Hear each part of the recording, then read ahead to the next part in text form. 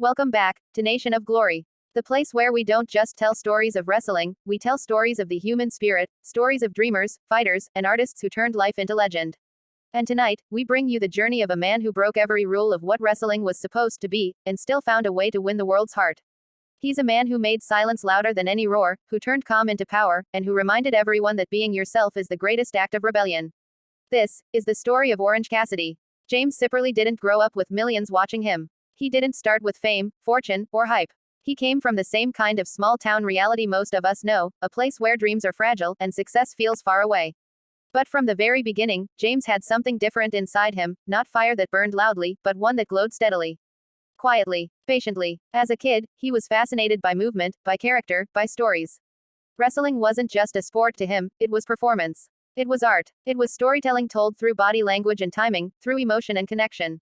And somewhere deep down, he knew that he didn't want to just watch that art, he wanted to live it. But life, as always, doesn't hand out dreams easily.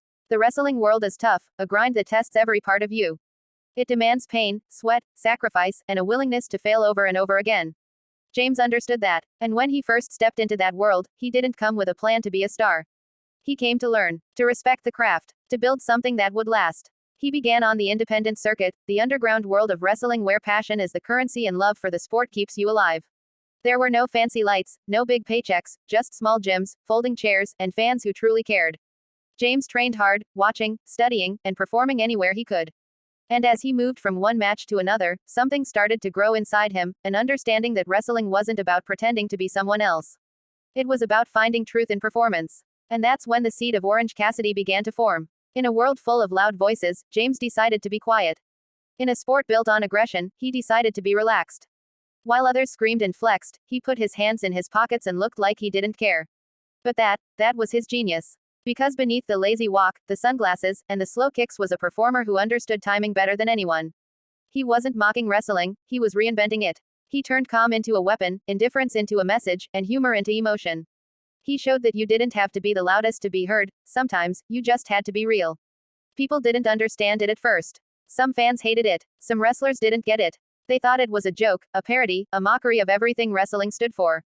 But then, something unexpected happened. The crowd started to feel it. The more they saw him, the more they realized there was a story here. A story about someone who didn't need to be anyone else. Someone who showed up, did things his own way, and still stood tall. It was funny, yes, but it was also powerful. Because deep down, everyone watching saw a bit of themselves in Orange Cassidy.